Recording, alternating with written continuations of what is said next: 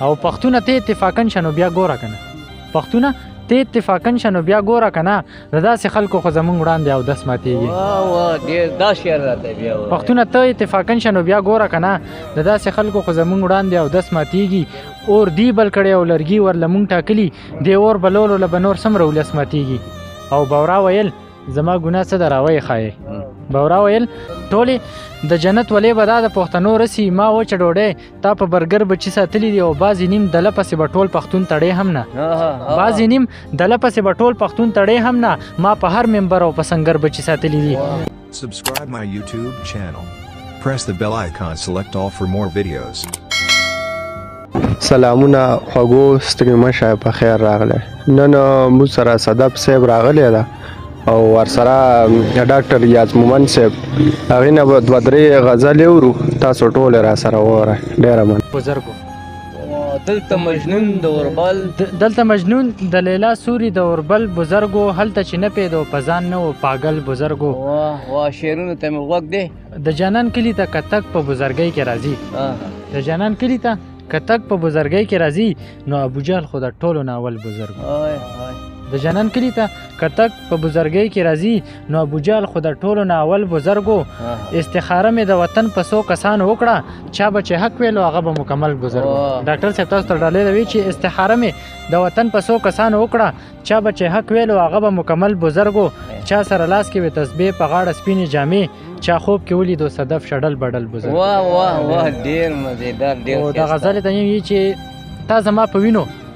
او په سر بچی ساتلی دي تا زما په وینو او په سر بچی ساتلی دي بس له دغه وجه ما نه هر بچی ساتلی دي ټولې د جنت ولې به دا د پښتنو رسي ټولې د جنت ولې به دا د پښتنو رسي ما وچه ډوډۍ تا په برګر بچی ساتلی دي ټولې د جنت ولې به دا د پښتنو رسي ما وچه ډوډۍ تا په برګر بچي ساتلي دي او بعضې نیم دله پسې به ټول پښتون تړې هم نه بعضې نیم دله پسې به ټول پښتون تړې هم نه ما په هر ممبر او په سنګر بچي ساتلي دي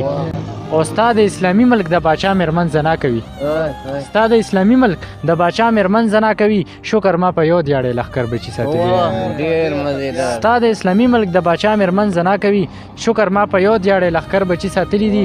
او څوک څوک د جنت په طرف ځي ګوتې اوچتې کوي څوک څوک د جنت په طرف ځي ګوتې اوچتې کوي چا چا په دې لاره کې بهر بچي ساتلي دي او مونږ مسلمان کړي سنت کړي را لوی کړي دي مونږ مسلمان کړي سنت کړي را لوی کړي دي تاسو په پالنګ کې په بستر بچي ساتلي دي او ما صدف ته ګورئ او تر شامل وی خیبر ګورئ مونږ ټول خیبر کې زړور بچي ساتلي بس دا خبره ختمومه نوره بس ماتیږي بس دا خبره ختمومه نوره بس ماتیږي زما چې یو ځوان پکې مري دا ستا به لس ماتیږي او پښتونه ته اتفاقا شنو بیا ګوره کنه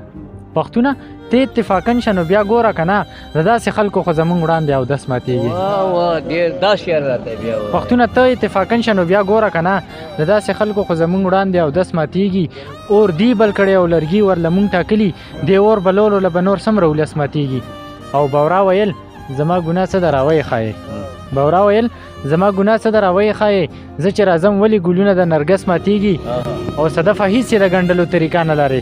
زړه دې چې کله هم ماتیږي نو په کړس ماتیږي شعر که زه بس یو کې یو ویم خیر ده زه به کې ویم بس اشکار راته عوام ای چې زه ویم یهود تاسو یې دلته نور یهود نشته ستاسو د ظلم خو بیخي اړو حدود نشته د وخت د جبر په بازار کې قیمتي سیزونه که پښتانه اخلي ارزان دي خو امرود نشته ما به هر چغې کړې چې ډزې بند شوې امن به وي چا ویل غلی شه یو څو ورځې بارود نشته په قاضي پوه یم حاجي او په ملک وغیره چې سودخواره پیژنم څنګه ویم سود نشته په قاضي پوه یم حاجي او په ملک وغیره چې سودخواره پیژنم څنګه ویم سود نشته خطا ته دا خلک فرښتې ښکاري چې زه یې وینم دا عدي اتر دی هوښیار شه دې کې هود نشته ته خو پردو یوړې په اوږو خاورو ته یې وسپارلې صدفه قبر ته د خپل خپلوان محدود نشته ډېره مننه ډېر تشکر ښایسته شعرونه صدف صاحب مو واورېدل او انشاءالله مو به ورته یو غزل درته زه مو ویم او ستا غزلې خو مې ډېرې خوښې شوې ما نظر توپه یې مې دې ته په سر کړه دا چې په زړونو کې د یو خبرې خیال نه ساتي دا چې په زړونو کې د یو خبرې خیال نه ساتي همداسې ښه دي دا ځایونه چې سنبال نه ساتي